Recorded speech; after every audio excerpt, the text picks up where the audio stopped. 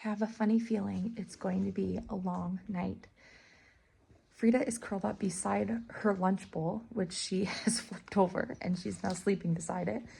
She's dumped her water bowl twice at least that I can count in the last hour. She's obviously feeling a little restless herself. Ragna is now taking a nap, and she's having a restless nap. I would say like she's acting like she's dreaming in her nap.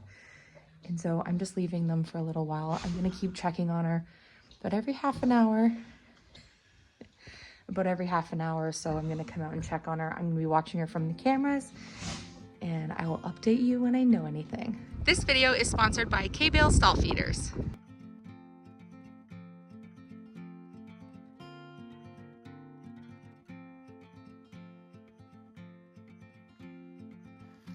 Okay, so it's about 9 p.m. I just came out to give a quick check on her. I've been coming out every half an hour. I'm gonna give everyone a late night snack in about another hour. And then I'm gonna go in and try to get a couple hours of sleep. They were both just sleeping. You're gonna be a daddy. Oh, you're covered in wood chips. Hi. Mom's gonna come fill up all your stuff in a minute. Now, I don't see any other like discharged bedding, anything pinkish or red, so I'm just keeping an eye on her. I'm also, when I come out in a bit, gonna give a little check to see if she has any milk forming.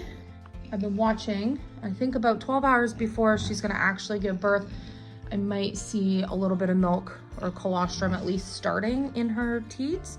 When I checked earlier today, I think that was around lunchtime, 11:30, 12, I didn't see any or feel any coming out. So I'm just keeping a watch for that because I know that is inevitable. That needs to happen, obviously, before we have piglets or when we're having piglets. Okay, we're on a watch. Oh my goodness. I don't think there's gonna be a whole lot of sleeping going on at our place in the next couple of nights. Well, it's 11. I just decided to come put a little bit of hay in case she wanted to make a nest. I gave some to Frida too, just in case. Both girls are up. She just heard me come in, so she got up for a bit. I'm gonna do like a quick little milk check and see before I give them a little snack and some water. I'm gonna go see where I put the tripod. I think it's in the goat enclosure, just in case we need it tonight. Okay, it's morning. I have not gotten any sleep. I haven't been out for about an hour and a half.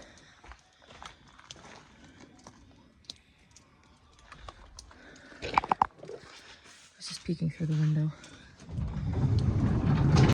Erickson's sleeping. Ragna's sleeping.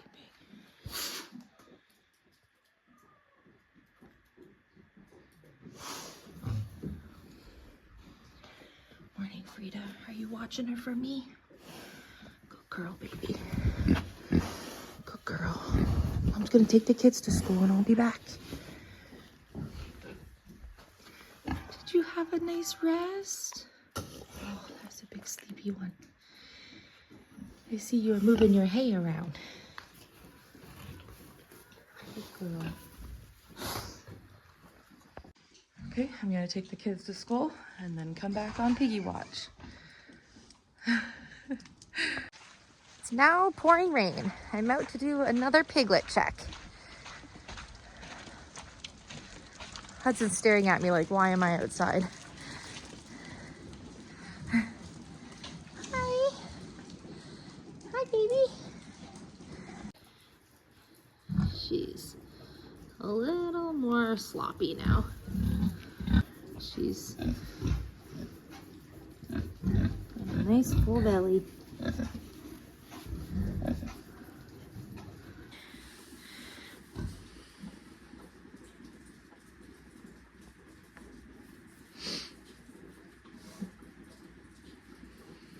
I'm trying to feel, I can't feel any piglets. Oh, you're so pretty. Your mom's pretty girl. You got wood chips on your nose again. There you go. sweet girl. Mama, sweet girl. Oh. Hi. She has the prettiest little piggy face, don't you? Yeah. Frida is keeping a close watch on Rags. Hey, Ragna, you have a really nice friend. Yeah, you do. You're a good friend, Frida. Frida has not taken her eyes off of Ragna, and she is even expecting her own piglets. You're doing such a nice job. Yeah. You are such a pretty girl, Ragna. Are you gonna be a mama soon? I'll be here to help you. She just wants my loving right now. She just wants belly rubs. She wants me to give her some scritches. She's been loving me to brush her. She's just lounging around, but she's still pretty active. I'm just seeing a little more mucus from her backside today, so we're still watching out. I don't know how long this is gonna take. Once I have the girls have their first ones, I'll know exactly what to watch for and what each stage kind of means in terms of our timeline. But since this is my first time having our Kuni piglets, I'm just learning as I go. And I don't think there's any harm in that. I've done so much research and I have tons of different supplies here on hand should we need them. I also have some friends who have done this before that live very far from me, but mentors that I can, you know, reach out to, people online, and be able to get some help if I need to. So we're just in the waiting game.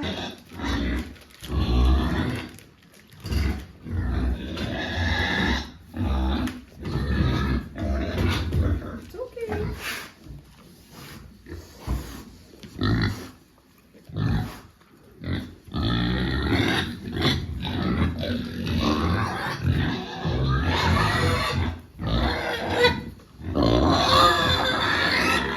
So just came out, I wanted to give her just a little bit of a snack, and because her backside's been like super goopy today, I wanted to just use an unscented like Eco Natural Baby Wipe and just give her backside a clean off. And I wasn't doing that necessarily so she was clean, because she's in some dry bedding and I think she would be fine. I don't want to disturb her too much, but I do want to see if her goopy back end continues, because it's kind of been like that all day, but I couldn't tell if it was new stuff or stuff from last night or first thing this morning. And I'm just like keeping an eye on how things are going here. She keeps sleeping and then waking up and being like pretty active and then sleeping again. So I don't know entirely what she's doing, but I don't think we're quite there yet. Okay, so it is 10:30 at night on Friday night and we still have no piglets. I honestly don't see anything progressing any further than, I would say, lunchtime today.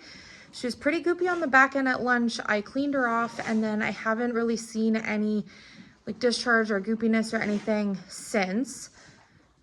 I don't know.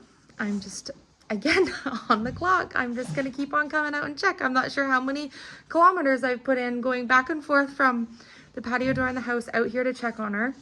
When I just came out, she was sleeping and she just hopped right up as soon as she saw me, and of course right away wants to come over for some snuggles, and Frida did the same. So I'm on the watch. I still don't see any milk coming in. It's been another like 5 or 6 hours. I would think that she would have a little bit more bagging up happening early, like 12 to 24 hours or so before she has piglets, but I've read a lot online saying that sometimes for first time litters that doesn't happen.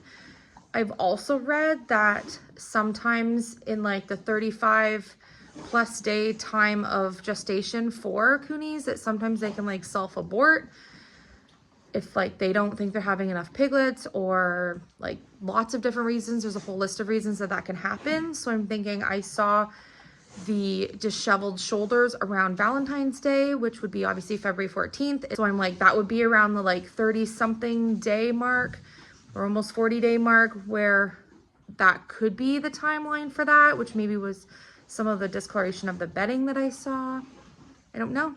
I'm gonna keep on hoping that there's piglets coming, and we're gonna wait and see. Who knows what the night's gonna bring. So Patsy and Lennon are getting a little bath. London decided to just go roll in the mud after hers.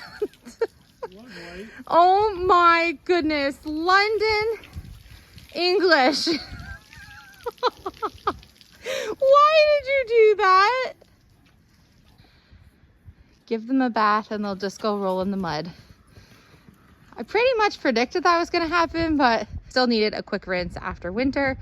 We have a couple nice mild days, and then we might be in for colder temps for another few days. So we just thought we would do it now while the temps were plus double digits. Okay, I've been waiting for a couple of weeks to be able to install these. We've been waiting for the weather to switch for us, but in spring, we always like to do all the different projects that we want for the animals over the nice season, because then everything is set up so nice for winter.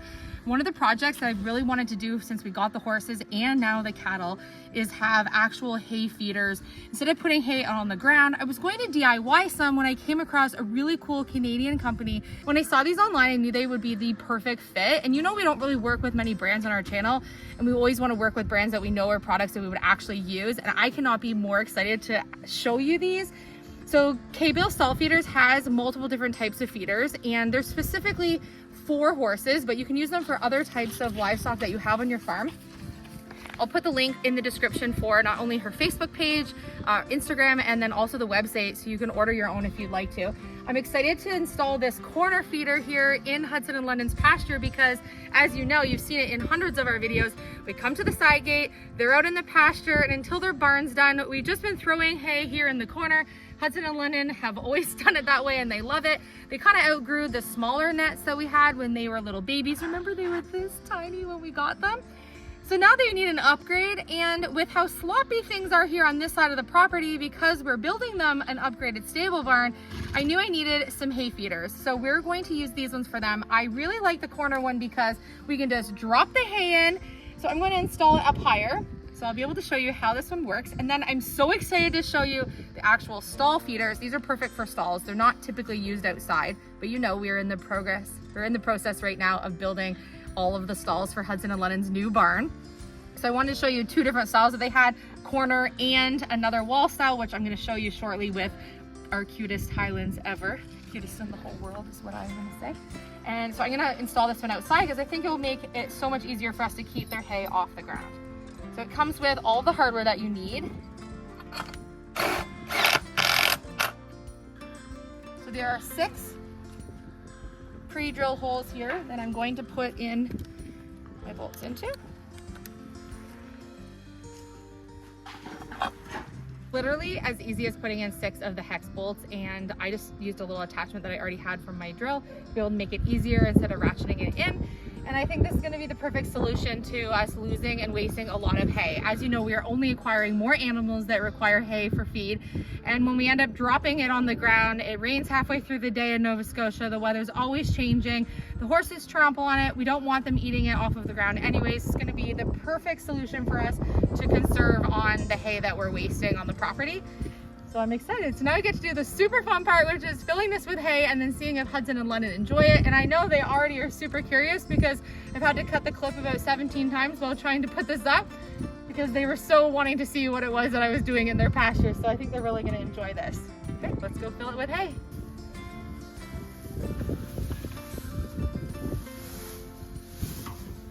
They're going to love it. Okay, it's perfect height for me to put it in. So that's awesome.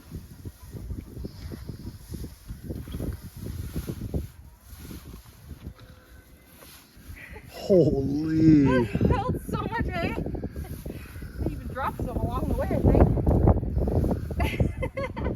That's amazing.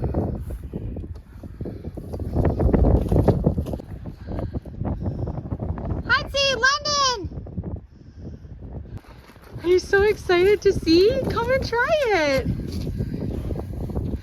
What? It's a grown-up hay feeder. Look how big you guys are. Oh, you guys are too cute. Even though you're muddy. They weren't. You weren't for 4 minutes. They were so perfect for a photo shoot. Can you guys say thank you to K-Bale Stall Feeders? I think they like it. I think it's a win. I do think they're good using the cheat code though.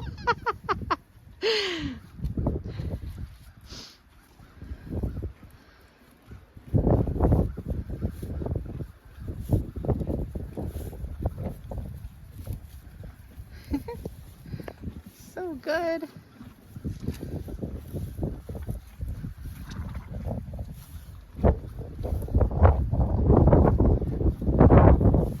So we actually were sent 2 of the model I'm about to show you and 2 of the corner feeders that we just put in for Hudson and Lennon.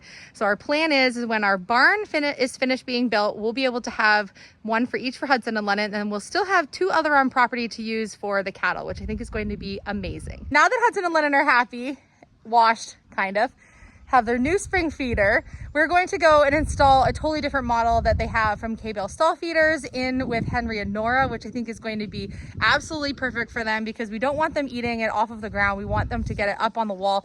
And this is a really neat refillable option for this type of model that we're going to show you, and I think they're going to love it.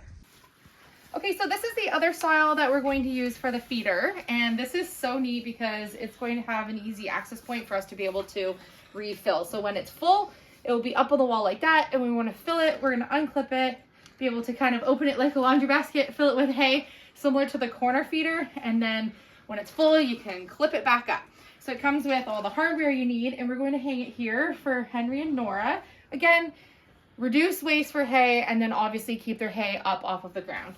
So this one has a separate part here where I was able to lace through the netting. The netting is like really nice and thick, so I'm really confident that it's going to be good quality for them. So I just looped every other part of the netting to go through. It was very easy. So this is the part that I want to use. These comes with 3 of these for this type of hanger. And I want to put 1 over the center, and then the other 2, 1 needs to go on the furthest end, closest to the end on both sides. And then I'll show you what we're going to do for the top. But I think it'll be easiest if I get my center one on first. Where is my... That was why I was saying there is a hole here. So when this is up, my latch is going to clip down into the hole. So when I want to release it, I can just pull that up. So I need to make sure I measure and put that where it needs to be. Okay. So what it says to do is to put a nut behind each of the spots that my hex bolt's going to go into. Keeps it away from the wall a little bit, so it's going to line up with that hole perfectly that I need for the top of the feeder. Like a spacer. Like a spacer. Okay, so we have our feeder all installed. It's empty. It's not really a feeder at this point. I just want to show you how easy this is. So you just lift it up like you do a little gate latch, and then I can fill this with hay, and then I can close it back up. So we're going to go fill it with some hay and see if Henry and Nora like it.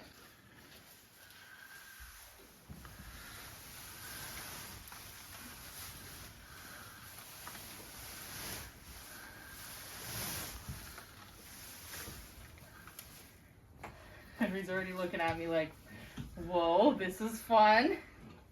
Now we can keep the hay off the ground, and we're going to conserve some hay. It's going to work out perfectly. Henry, come try. Yeah.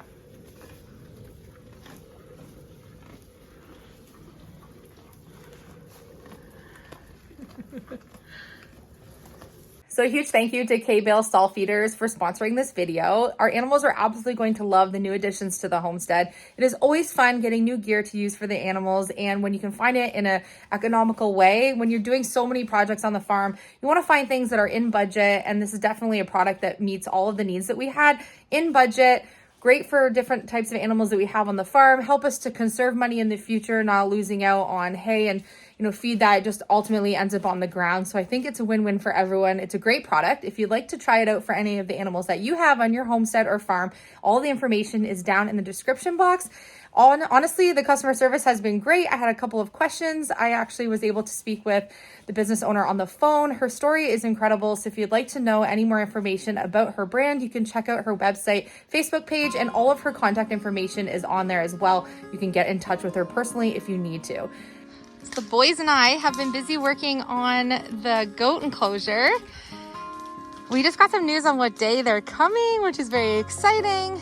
We decided to do the front door green, which we're just finishing up right now. Dayton's been busy painting away. And Chase is staining the hay manger. We really like the stain color with the green, so I think that looks really cute. Chase is staining. I don't think you've really used stain much before. So he's just painting it on, then he's wiping it off with a cloth. And then Dayton and I right now are going to screw together some shutters for here. We're not going to adhere them today because we need to get some hinges for it. And we also still have to do the breaking out the window and everything.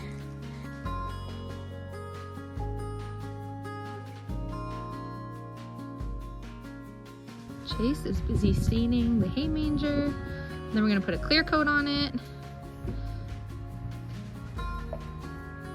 And we just found out that this weekend coming, we get to go pick up both of the girls.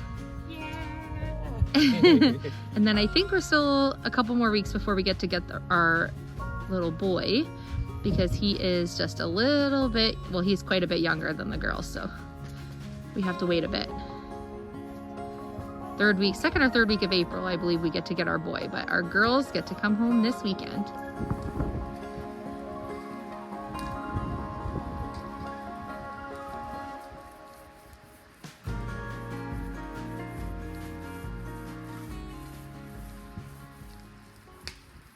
So I just finished painting one full side of the goat enclosure, and the sky is getting darker. It's getting really dark behind me, so I don't think it's a good idea for me to continue. Hopefully the wind, since it's pretty windy, will dry this as quickly as possible before we probably get some rain tonight. Dayton painted the goat enclosure door green and the chicken door green. It looks so cute. Chase did some staining and did the hay manger on the side of the goat enclosure. It looks absolutely adorable. And then I still have one side, I believe, of the chicken coop to do, painting white, and then I think 1.5 sides of the goat enclosure to finish painting white. So hopefully if it rains tonight, the sun will come out tomorrow by lunch and we can get to finishing painting those. Might as well get it done while the weather's nice, but who knows what tomorrow's gonna bring for this. But I want to show you how cute this looks. So we have the chicken coop with the green door. I am going to decorate the interior of the chicken coop, but I want to make sure that everything's done for the goats before they come. I think it'll be much easier to work on the chicken coop when they're out, you know, free roaming around one day when the weather's really nice. So if you have any ideas for what I should do for the inside of the chicken coop, then let me know, because I haven't actually come up with the design that I want to do yet. I just knew that I wanted both of the doors for the chickens and the goats here, because they're side by each, to be the same color, and decorate sort of the outside similarly, which I think looks really cute. I love the white. I don't care if I have to paint it in another year. Even if I have to do a quick little refresh on it every year, I'm totally fine with that, because I just love the way that the green and white looks, and it's totally worth any extra work that I have to put into keeping it clean and like refreshing paint or anything. I love it. Looks so homey. A whole bunch of our chickens have found this new spot behind the chicken coop that they really like to roost in these trees, because the branches go really long out and they like to hang out right here. These are some of our Chamanis. That's a fun little hangout spot, guys.